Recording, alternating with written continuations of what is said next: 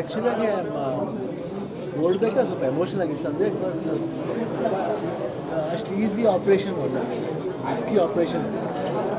ನನಗೆ ಸ್ವಲ್ಪ ಭಯ ಇತ್ತು, ಸುಮ್ಮನೆ ಹೇಳ್ಬೋದು ಧೈರ್ಯ ಇತ್ತು.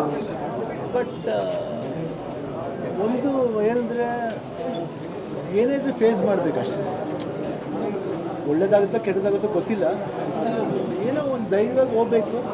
ಅದು ಮುಂದೆ ಏನಾಗುತ್ತೆ ಪರಿಣಾಮ ಆಮೇಲೆ ನೋಡಬೇಕು. ಆಮೇಲೆ ಮಾಡ್ದೇ ಇರೋಕ್ಕಾಗಲ್ಲ, ಇಲ್ಲ ಮಾಡಲ್ಲ ನಾನು ನೋಡೋಣ, ಅದು ಆ ಥರ ಮಾಡೋಕ್ಕಾಗಲ್ಲ, ಮಾಡಬೇಕು. ಸೊ ಅಂತ ಬಂದಾಗ ಸರಿ, ಒಂದು ಲೆವೆಲ್ ಎಲ್ಲ ಸಪೋರ್ಟ್ ಇದೆ. ಫ್ಯಾಮಿಲೀಲಿ ಗೀತಾ ಆಗಲಿ, ಇಲ್ಲ ಮನೇಲಿ ಎಲ್ಲರೂ ಮಕ್ಕಳಾಗಲಿ, ದಿಲೀಪ್ ಆಗಲಿ, ಎವ್ರಿಬಡಿ ಸಪೋರ್ಟ್ ಇದ್ದೇ ಇದೆ ಬಗ್ಗೆ. ಬಟ್ ಏನೂ ಆಗಲ್ಲ. ಆಮೇಲೆ ಡಾಕ್ಟ್ರೆಲ್ಲ ಮಾತಾಡಿದಾಗ ಎಲ್ಲರೂ, ಬಟ್ ಹೋಗ್ಬೇಕಾದ್ರೆ ಸ್ವಲ್ಪ ಭಯ ಇತ್ತು ಜನಕ್ಕೆ. ನಮ್ಮ ಯೂಶ್ವಲಾಗಿ ಇವತ್ತು ನಾವು ಈ ಸ್ಟಾರ್ಡಮ್ ಅನ್ಭವಿಸೋದು ಅಭಿಮಾನಿಗಳು ಅವರಿಂದನೇ. ಯಾಕಂದರೆ ಒಬ್ಬರು ಬ್ಲೆಸ್ಡ್ ಆಗಬೇಕಂದ್ರೆ ಅವರು ಬ್ಲೆಸ್ಡ್ ಆಗಿದ್ರೆ ನಾವು ಬ್ಲೆಸ್ಡ್ ಆಗೋಕ್ಕಾಗಲ್ಲ, ಎಲ್ಲರೂ ಆಗೋಕ್ಕಾಗಲ್ಲ. We are blessed from a blessed people ಅಷ್ಟೇ. ನಾವು ಬ್ಲೆಸ್ಡ್, ನಾವೇ ದೊಡ್ಡ ಬ್ಲೆಸ್ಡ್ ಅಲ್ಲ ನಾವು. So we are blessed by blessed people ಅಷ್ಟೇ. ಅಭಿಮಾನಿಗಳು ಎಲ್ಲರೂ ಅವರು ಆ ಬ್ಲೆಸ್ಸಿಂಗ್ಸ್ ಇರ್ಬೋದು, ಅವ್ರದ್ದೊಂದು ಚೈತನ್ಯ ಇರ್ಬೋದು. ಬಟ್ ಅಲ್ಲಿವರೆಗೂ ಮಾಡಿದ್ರು, ಏನು ಆಪ್ರೇಷನ್ ಆಗೋವರೆಗೂ ಏನೇನು ಮಾಡಬೇಕೋ ವರ್ಕ್ ನಡೀತಾ ಇತ್ತು, ಕೀಮೋ ನಡೀತಾ ಇತ್ತು. ಆಮೇಲೆ ಡಾಕ್ಟ್ರು ಮಾತಾಡಿದ್ರು.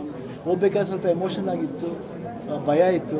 ಹೋಗ್ಬೇಕಾದ್ರೆ ಇಡೀ ದಿನ ಫ್ಲೈಟ್ಲಿ ಟ್ರಾವೆಲ್ ಮಾಡಿದ್ರು. ಅಬೌಟ್ 21 hours ಫ್ಲೈಟ್ ಟ್ರಾವೆಲ್ ಹೋಗ್ಬೇಕಾದ್ರೆ. ಫಸ್ಟು ಏರ್ಪೋರ್ಟಿಂದ ಇಳಿದ ಮೇಲೆ ಹಾಸ್ಪಿಟ್ಲ್ ಮುಂದೆ ಹೋಗ್ಬೇಕಾದ್ರೆ ಹಾಸ್ಪಿಟ್ಲ್ ನೋಡಿದ ತಕ್ಷಣ ಗೊತ್ತಿಲ್ಲ ಅದೇನಂತ. ಒಂದು ನನ್ನ ಮುದ್ದೆಲ್ಲ ಒಂದು ಕಾನ್ಫಿಡೆನ್ಸ್ ಬಂತು.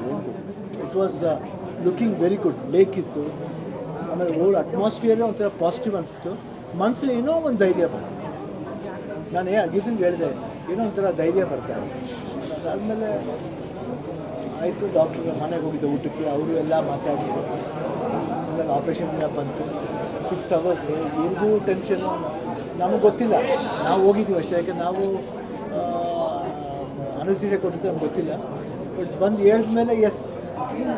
ಸೊ ಇಡೀ ದಿನ ಸರ್ಕಸ್ ದಿನ ಥರ ಇತ್ತು. ಅದಾದಮೇಲೆ ಸೆಕೆಂಡ್ ಡೇನೇ ನಾನು ವಾಕಿಂಗ್ ಶುರು ಮಾಡಿದೆ.